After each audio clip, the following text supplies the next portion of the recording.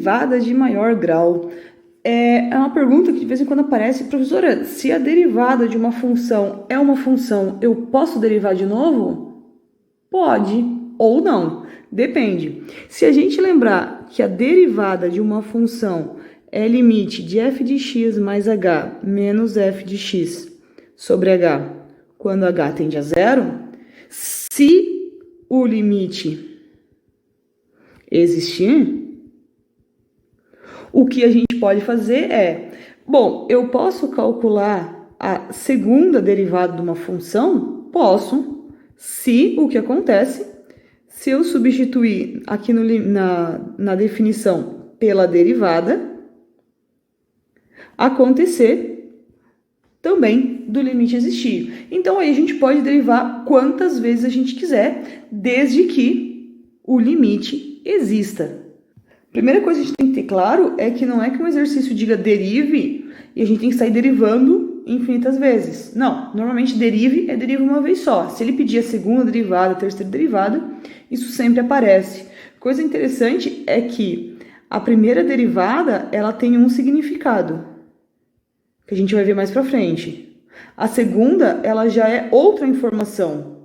Ela tem outro significado. Então, cada derivada tem um significado diferente. Então, depende do que a gente busca, a gente usa cada uma das derivadas que nos interessa, certo? Vamos fazer a notação dela, como é que fica? Uma tabelinha bem bonitinha. A gente sabe que a gente tem dois tipos de notação. A gente sabe que se eu escrever y', eu estou me referindo a dy sobre dx, e isso significa que eu estou calculando a primeira derivada. Se eu escrever y duas linhas, eu estou me referindo à segunda derivada de y. Então, seria d dx de dy dx. Só que se a gente for fazendo sempre essa notação, colocando um a mais, pense em calcular a quinta derivada. Eu vou ter d dx de d dx de d dx e já cansei de escrever. Então, a gente muda um pouquinho e a gente escreve d2 dx² da nossa função. Então, fica d2y dx². Isso significa a segunda derivada. Bom, a terceira não vai ter muito segredo. Y, 3 linhas. Vai ser d3y dx ao cubo. Isso significa a terceira derivada. E assim por diante, a gente pode, se o limite existir, continuar derivando.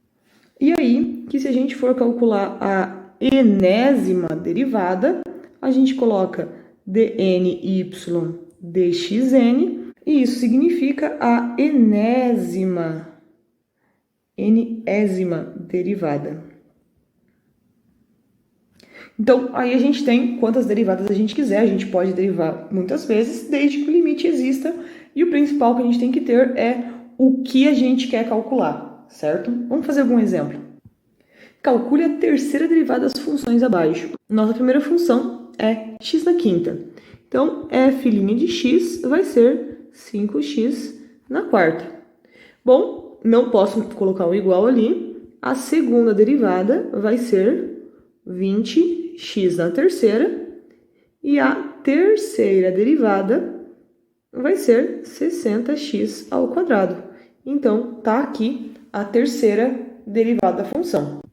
Um segundo exemplo, calcular a terceira derivada dessa f aqui.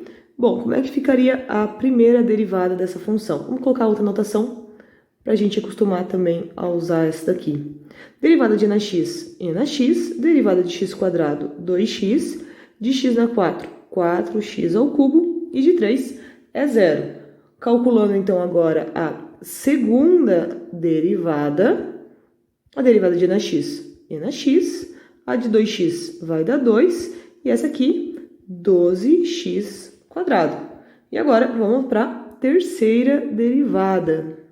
Como é que ficaria a terceira derivada? De n na x é e na x, a de 2 vira um 0, e aqui 24x.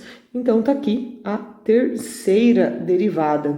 Agora o exercício 2. Calcule a milésima, 3/54ª derivada da função seno. Tudo bem, eu vou ter um pouco de trabalho, mas a gente consegue fazer isso. A minha função é seno de x. Se eu calcular a primeira derivada, eu tenho cosseno. Calcular a segunda derivada, eu vou ter menos seno. A terceira derivada, eu vou ter menos cosseno. Quarta derivada, eu vou ter menos seno, que é seno de x. Se eu derivar de novo, quinta derivada, isso vai dar cosseno. A sexta derivada vai me dar menos seno de x. A próxima derivada, que é a sétima, vai ser menos cosseno de x. E assim a gente vai fazendo. Eu cansei na oitava. Deve ter um jeito mais fácil de fazer isso. Vamos analisar o que aconteceu aqui. Esse aqui foi quando eu não derivei, certo? Cosseno, eu derivei uma vez. Menos seno foi quando eu calculei a segunda derivada.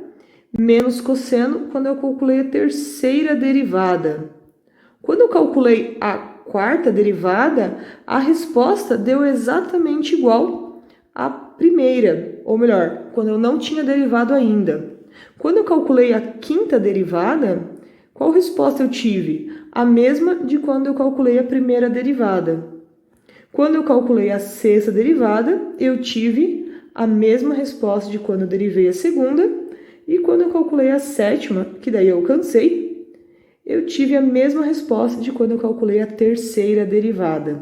Seguindo essa lógica, se eu calculasse a oitava derivada, bom, isso seria a mesma coisa que calcular nenhuma derivada. Então, isso aqui seria a mesma coisa que não calcular a derivada. Por quê? Porque a resposta daria seno de x. Então, é a mesma coisa que não calcular a derivada. Então, o que a gente pode ver isso é que isso se torna uma coisa cíclica. 0, 1, 2, 3, 0, 1, 2, 3, 0, 1, 2, 3 e assim por diante. Então, eu posso tentar pensar nessa lógica para calcular essa derivada aqui que a gente precisa. Só que 0, 1, 2, 3, eles não são números quaisquer. 0, 1, 2 e 3 são os possíveis restos. Quando a gente divide por 4, restos da divisão por 4. Então, basta que eu pegue esse nosso número lindo e divida ele por 4. 1.354 dividido por 4, 13 vai dar 3, 12 sobra 1, 15, 3 de novo, 12 sobra 3, 34 é 32, que é 8, e sobra 2. Bom, 2 é o resto 2 que tem que ter. Então, a resposta da milésima, 300ª, 54ª derivada da função seno de x, ela é menos o seno de x. E aí a gente consegue resolver a nossa conta. Não é todas as funções que isso funciona, lógico. Seno e cosseno, elas são cíclicos, então a gente vai sempre voltando para o mesmo resultado, mas tá aí um exercício bem legal. Lógico que a gente não precisa calcular derivadas só de funções, a gente pode pensar em curvas como um todo. Eu posso pensar em calcular a segunda, a terceira derivada de funções que eu não consigo isolar o y. Eu posso fazer esse tipo de coisa aqui também, mas vou deixar para vocês como exercício.